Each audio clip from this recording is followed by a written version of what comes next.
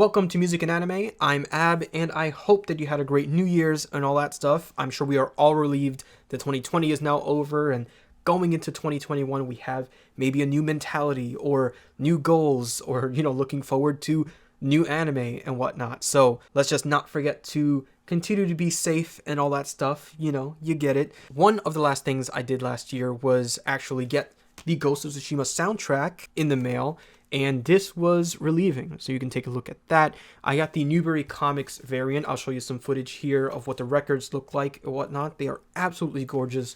This was limited to 500 and is unfortunately sold out on their website. Check your local Newbury Comics in case they might have one in there. I know there was one in my nearby Newbury Comics, so you might get lucky with that if this is something that you wanted to pick up, which this soundtrack by Ilan Ishikeri and Umebayashi, if you're unfamiliar with Umebayashi, if you've seen House of Flying Daggers, he composed the music for that movie. So that's kind of what we're talking about here. And this soundtrack, it's exactly what I needed, kind of ending the year. It's audible zen is what it is. Just feels like you're filtering out so much. Anyway, the art that you see on the outside and throughout the inside of the jacket is actually by Takashi Okazaki. So he's the creator of Afro Samurai, and he's really a fan of that very gritty, realistic looking art style. So if you like that art style too, look into Gekiga style manga and Anyway, there was this paper that came with the record, and what I read about Ilan Ishikeri there was that he dove into really studying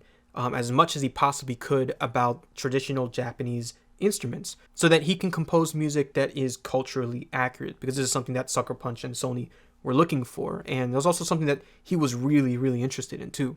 But of the instruments that he looked into, the biwa was something that just really fascinated him because it was an instrument used by samurai. And I don't know about you, but when I think of samurai, I don't really think of like, hey guys, any requests, sadness and sorrow, somebody? Yeah, it's awesome to think of these badass warriors, getting behind some strings, and it's awesome. It's really cool. And that got me thinking, are there any anime that really showcase this instrument? And then I thought, well, are there any anime focused on these traditional Japanese instruments? Now, there are plenty of Japanese instruments, but I took the 5 that are in Ghost of Tsushima and tried to find an anime for each of those instruments, that being the Koto, the Chamisen, the Shakuhachi, biwa, and Taiko. So let's look at the first anime that I found for the Koto instrument here, and that is Kono Oto Tomare, Sounds of Life. Now, this is a slice of life romantic comedy that also has some shonen elements in it as well. Looking into this anime, someone put together all the comedy portions of the series, and the main character reminds me of Bakugo. Like, he just does the way he yells and whatever. It's very Bakugo-esque to me. But anyway, going into a synopsis for the series, it's about a delinquent named Chika whose late grandfather was a koto maker. Since his grandfather dedicated his life to the instrument, in order to get a better understanding and better appreciation for the instrument, he joins the Tokisei High School Koto Club. While he's trying to learn this instrument, there's a koto prodigy in the club, and it looks like, they butt heads quite a bit, leading to a number of comical moments and stuff like that. Anyway, the animation looks really good. The writer of this series, her sister actually performed the koto pieces. There's this one piece called Ryuseigun, and this coming from, fandom here. In the anime version, the actual rendered piece has been written by Migawa Hashimoto, the sister of the manga author, and played by her as the lead along other professional koto players. The author's sister wrote half of the original koto pieces, including Tenkyu, whereas the other half was written by their mother. Quite a family there, working on a manga and the music for it and everything all together. It's quite beautiful. Obviously, looking into the anime, they perform these pieces and whatnot. And, it's in very anime style, like they're playing a piece and you have like the stuff in it.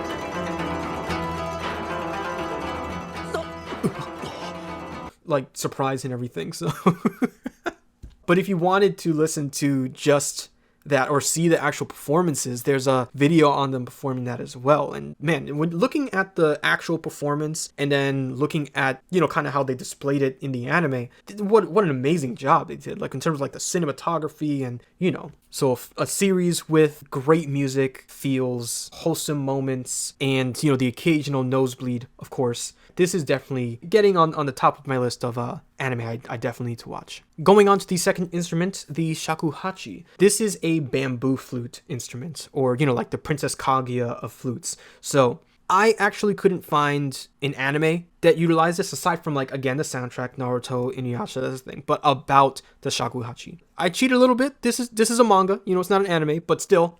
And this manga is Nareshiko Doremi Sora.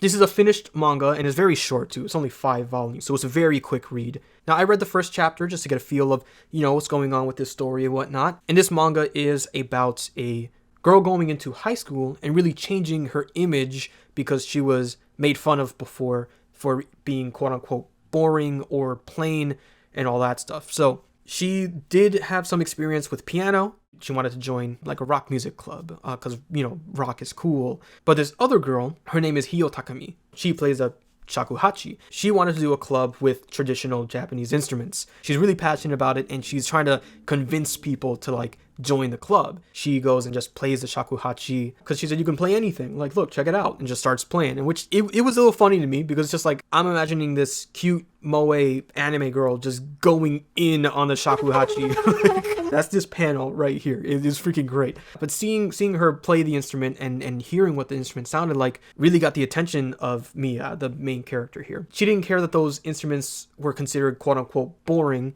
because it just sounded really nice, and she wanted to be a part of that anyway, regardless of what the image was aside of it, which the messaging is really nice, and I really like that. Now, if we backtrack just a little bit and look at the title here, being a musician and all, when you see the do re mi sora part, sorry, I'm gonna get a little technical here, we have do re mi fa sol la ti do, right? The pentatonic scale only uses 5 of those: do, re, mi, so, and la. There are no L's in the Japanese language, so we have, ra here. Do, re, mi, so, ra. It's a neat little thing. If you're a musician, it's I see what they did there. But again, if that's supposed to mean something in Japanese, a different word that sounds similar to it, and you happen to know what that is, let me know if that's supposed to be something completely different, or it's just a pentatonic scale and I'm overthinking it. Anyway, if we look at the cover of Volume 1 here, Mia isn't holding the shakuhachi. She's actually holding a different traditional Japanese instrument called the Chamisen. And that segues us into the next instrument and anime here. But yes, the anime that I found for this instrument is Nitabo, the Chamisen master. And what's interesting is that this is an animated biography of Nitaro Akimoto. He's a blind musician who founded the Suguru Chamisen style, which is the most famous style of the Chamisen that you instantly recognize. He created that style of playing the shamisen. You've definitely heard this before. I'll just have some footage here of 2 really professional shamisen players here. That's Kanami and Hikari, and they perform together as Kiki. This is from a channel called Chamisen in Tokyo. If you want to hear more of that stuff, I highly recommend looking into that channel and stuff like that. They're really good. Since this is an animated biography, what better place to know more about Nitaro Akimoto than from a museum in Japan? So this is coming from the Dazai Museum. Nitaro Akimoto, also known as Nitabo, was the founder of Suguru Chamisen music. His mother died shortly after his birth, and he lost his eyesight when only 8 years old. He also lost his father at the age of 11, and being alone without his family, learned Chamisen music. Now, in the animated biography of, Nitabo here, he gets challenged to basically a Chamisen battle, which is great. And in that battle is, where he demonstrates this new style of playing that catches everyone's attention and stuff like that.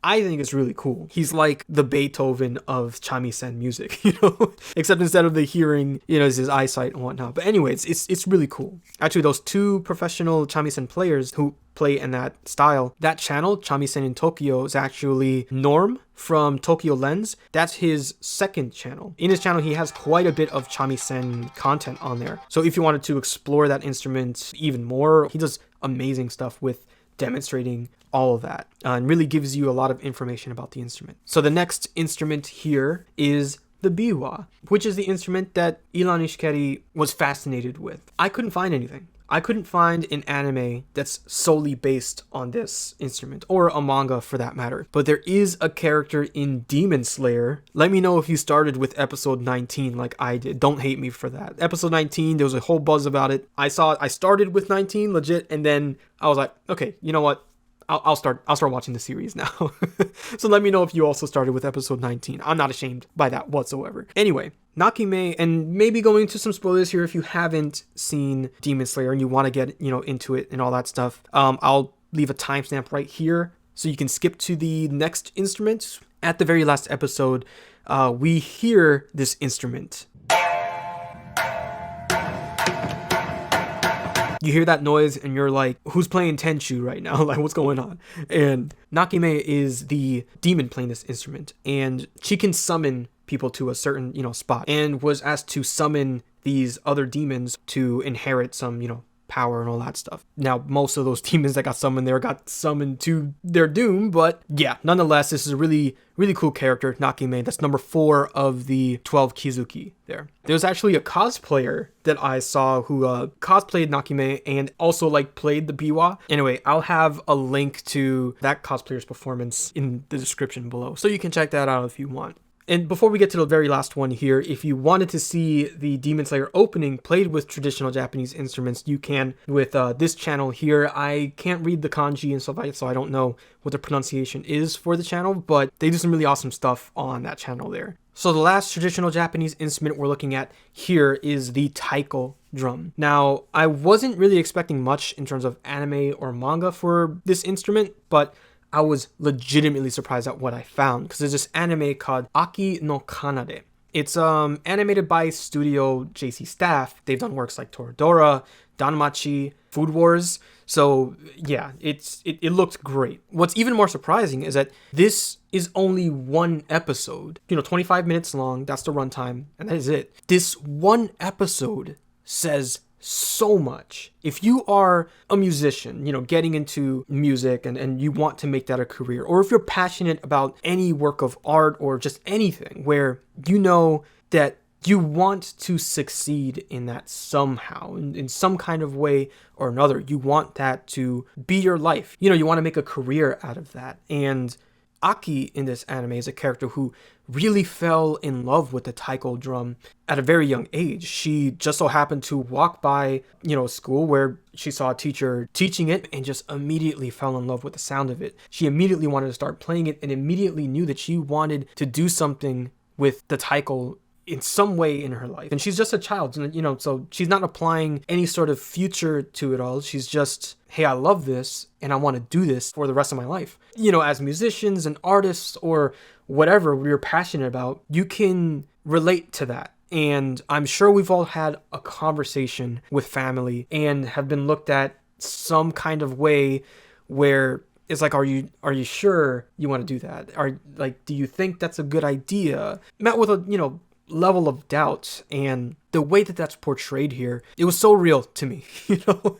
The sheer amount of optimism towards the end of this episode demonstrates that even a bit of success in what you're going for, if you can find happiness in that, that's a win. It's really important for all of us to understand that it's not easy going into it, but that it's worth a shot, I absolutely love it. Definitely my favorite one. Again, that's Aki no Kanade. So that's it for this video. Have you seen any of, the anime listed here, about or utilizing traditional Japanese instruments within it? Are there other ones that I haven't listed here that you know about? And if you haven't listened to the Ghost of Tsushima soundtrack already, please do. Kick back, relax, whip up some tea, some coffee, whatever you drink. Give yourself that much. So with that, keep listening to the music that makes these animes so great. I will see you on the next video. Thank you.